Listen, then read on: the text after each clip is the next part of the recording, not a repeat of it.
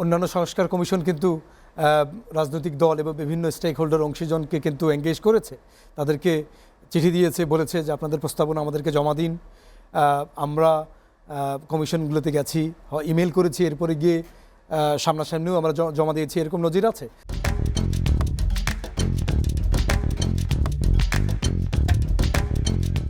So যদি শুধু পুলিশের এটাই কালক্ষেপণের জন্য একমাত্র, এটি কি কার্যকর? এই যে লিখিত স্টেটমেন্ট জমা দিয়েছেন বা মেইল করেছেন, প্রিন্স ভাই যেমনটা বলছিলেন যে আসলে সংলাপটা জরুরি। সংলাপ জি কার্যকর টু দ্যাট এক্সটেন্ট যে আমাদের কাছ থেকে তো একটা কালেকটিভ প্রস্তাবনা পেল, যে বিভিন্ন রাজনৈতিক দল এবং অংশীজনদের ভাবনাগুলো তো তারা একসাথে অ্যাসেম্বল করতে পারলো। এরপরে যেটা করবে, তারা একটা প্রস্তাবনা তৈরি করবে, করে জমা দেবে অন্তর্বর্তীকালীন সরকার সকল রাজনৈতিক দল এবং অংশীজনের সাথে আবার তারা ডায়ালগে বসবেন, বসে এটা পার্মানেন্ট নেচার দেবে যে হ্যাঁ আপনারা এই সমস্ত প্রস্তাব দিয়েছেন, এগুলো নিয়েছি, এগুলো নিতে পারি নাই, কিন্তু আপনার একটা বাদ গেল। ধরুন যে আপনি একটা প্রস্তাবনা দিয়েছেন, আজকে আমরা আমাদের পার্টি অফিসে আমরা সংবিধান সংস্কার কমিশন এবং নির্বাচন ব্যবস্থা সংস্কার কমিশন যে রিসেন্টলি রিপোর্ট দিয়েছে এবং আমরা যে প্রস্তাবনাগুলো দিয়েছিলাম এগুলোর সাথে মিল অমিলে জায়গা খোঁজার চেষ্টা করেছি, আমরা প্রেস কনফারেন্স করেছি, আমরা বলেছি এই জায়গাগুলো প্রতিফলিত আছে, এগুলো নেই। তো ঠিক তেমনিভাবে এটা তো দেখার সুযোগ আছে। তো আমি যে প্রস্তাবনা দিয়েছিলাম যেটা তারা নেন নাই বা নিতে পারেন নাই, এটা যে পার্মানেন্টলি ড্রপ আউট হয়ে গেছে বলে আমি সেটা মনে করি না। এটা আমাদেরকে যখন আবার আলোচনা এঙ্গেজ করবে, আমরা এটা আবার তো রেইজ করার সুযোগ আমাদের থাকবে। এই জন্য প্রিন্স ভাই যেটা বলেছেন আমি বিনয়ের সাথে দ্বিমত পোষণ করতে চাই। এখানে কি মনে হয় না যে আসলে ইটস টেকিং মাচ টাইম? 6 মাস তো হয়ে গেল, এখনো দেয়া নেয়ার মধ্যেই চলছে, তারপরে এটি মিলবে কখন, তারপরে সেটি বাস্তবায়ন হবে? মনে হচ্ছে না যে একটু সময়? দেখুন এই জঞ্জাল তো অনেক পুরনো, এবং এই যে জুলাই আগস্টের যে বিপ্লব, এটাকে তো আমি শুধুমাত্র এই কয়েক সপ্তাহের মধ্যে ফ্রেমে আটকে রাখতে চাই না।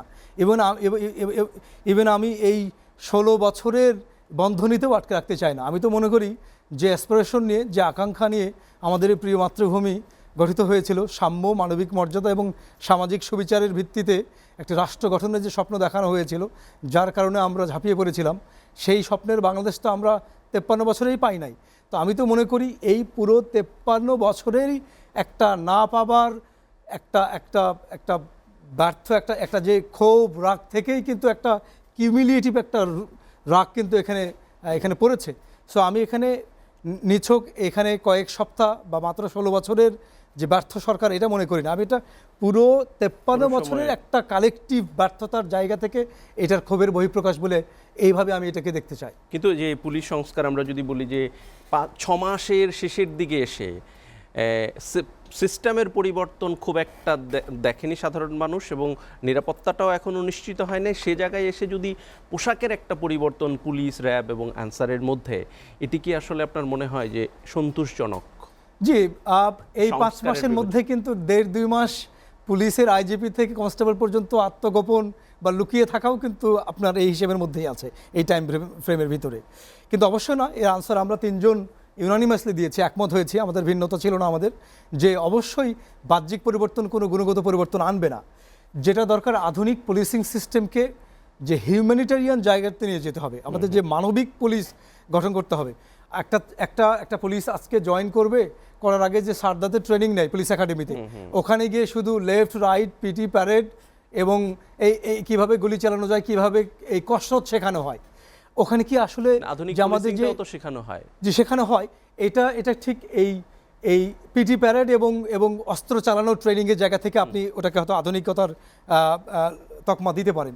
কিন্তু আমাদের যে আধুনিক সমাজ ব্যবস্থায় যে মানবাধিকারগুলো, যে আপনি যখন সমাজের তো একটা অবিচ্ছেদ্য অংশ, আপনি দেখুন অন্যান্য বাহিনীর সাথে কিন্তু পুলিশ বাহিনীর একটা মৌলিক তফাৎ আছে।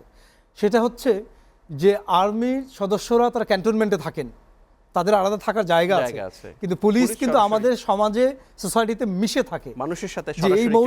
এই মৌলিক জায়গাটা দেখেন, এখানে যদি আপনি মানবিক প্রশিক্ষণগুলো না দেন, যে আপনি যখন আপনার পুলিশিংয়ের সময় আপনি কি মানবিক জায়গাগুলো বিবেচনা করতে হবে, এগুলো যদি আপনার শিক্ষাতে সন্নিবেশিত না থাকে, তাহলে এই প্রশিক্ষণ শুধুমাত্র সশস্ত্র প্রশিক্ষণ, পাবলিক রিলেশনশিপ নিয়েও কিন্তু ট্রেনিং আছে, কিন্তু এটা অপ্রতুল এবং পর্যাপ্ত বলে আমরা মনে করি। রাজনৈতিক দুর্বৃত্তায়ন আমি যদি পুলিশের এই পুলিশিং সিস্টেমের সাথে যদি করি, মিলিয়ে এই অংশটুকুতে এই এক্সটেন্টে বিবেচনা করার চেষ্টা করি, আসলে টোটাল পুলিশ ফোর্সকে রাজনৈতিক নেতাদের হাতিয়ারের থেকে বিরত রাখতে হবে। এটা কিভাবে হতে পারে যে যেরকম পেটোয়া বাহিনীতে পরিণত করেছে এটা যেন না হয়, এই জন্য যে পুরো রিক্রুটমেন্ট প্রসেস, তাদের পলিসি গাইডলাইনগুলো, এগুলো has to be prepared by an independent commission.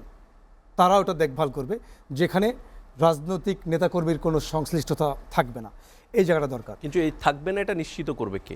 থাকবে না ওই যে ইন্ডিপেন্ডেন্ট কমিশন।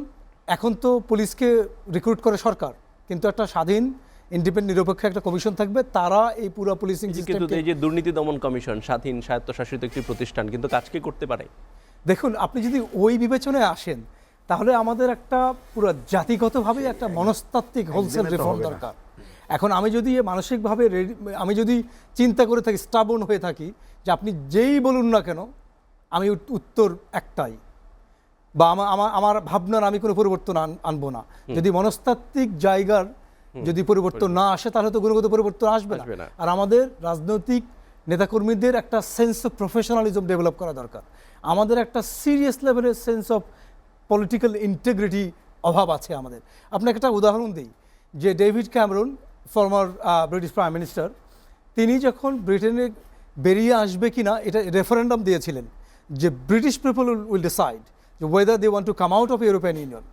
রেফারেন্ডাম দিয়েছে, উনি ক্যাম্পেইন চালিয়েছেন রিমেইনের পক্ষে, যে আমি থাকতে চাই এটার পক্ষে। তো রেফারেন্ডামে ব্রিটিশ পিপলরা মেজরিটি তারা সিদ্ধান্ত দিয়েছে তারা এখান থেকে বেরিয়ে আসতে চায়। তিনি এই রেফারেন্ডামের রেজাল্টের পরে তিনি স্বপ্রণোদিত হয়ে ঘোষণা দিয়েছেন যে আমি আর প্রাইম মিনিস্টার হিসেবে কন্টিনিউ করতে চাই না, কারণ কোনো একটা পার্টিকুলার পয়েন্টে আমি prime minister of this nation, আমি ক্যাম্পেইন করেছিলাম to remain with European Union, কিন্তু majority of the British people তারা ডিসাইড করেছে যে তারা ব্রিটেন ইউরোপিয়ান ইউনিয়ন থেকে বেরিয়ে আসতে চায়। তার মানে আমার সাথে সংখ্যাগরিষ্ঠ ব্রিটিশ পিপলরা এই পয়েন্টে একমত হয় নাই, এবং আমি মনে করি যে আমি বোধহয় আমার নৈতিক অধিকারটা হারিয়ে ফেলেছি। দেখুন তাদের সেন্স অফ ইন্টিগ্রিটি, তার কিন্তু কোনো পলিটিক্যাল প্রেশার ছিল না to to to to give resignation. তা আমি একটা সেন্স অফ প্রফেশনালিজম ডেভেলপ যদি আপনি না করেন, মনস্তাত্ত্বিক পরিবর্তন ঘটবে না আমাদের জাতিগতভাবেই, এবং রাজনৈতিক অঙ্গনে মনস্তাত্ত্বিক পরিবর্তন আসবে না। আর এই মনস্তাত্ত্বিক পরিবর্তন যতক্ষণ পর্যন্ত আসবে না, আমাদের গুণগত পরিবর্তনও আসবে না। শুধু শেষ কথা বলি, আমরা পুলিশকে অনেক কন্ডেম করছি, ক্রিটিসাইজ করছি। আপনি পুলিশের জায়গা থেকেও আপনি দেখুন, পুলিশ আইনে দেখবেন একটা বিষয় আছে যে আপনাকে যে কোনো সময় সাড়া দিতে হবে। তার মানে আপনি 24/7 আপনি অন ডিউটিতে আছেন। আপনি যেখানে থাকেন ওখানে থাকার পরিবেশ, আপনার ওয়েজেস কত, বেতন কত, আপনাকে 24/7 আপনি 8 ঘন্টার বেশি যদি আপনি পুলিশকে কাজ করান, তাহলে আন্তর্জাতিক শ্রম আইনের সাথে তো এটা সাংঘর্ষিক হয়ে যায়, এটা লঙ্ঘন হয়ে যায়। কিন্তু বাংলাদেশে সেটা ঘটেও। তো তাহলে যদি এই পর্যায়ে নিয়ে যায়, আপনি কি ওভারটাইম কি আমরা দেই? একটা পুলিশের কনস্টেবল কত টাকা বেতন পায়? তো সে তো অলমোস্ট একটা মাইন্ডসেট নিয়েই কাজে জয়েন করে, যে পুলিশের যোগ দিলে আমার বেসিক বেতন এত, আর আমি আয় উপার্জন বাড়তি উপরই, এগুলো এই টাইপের ভাষা আছে। ধন্যবাদ। তো এগুলো তারা করে, এই জায়গাটা আমাদের ভাবা দরকার।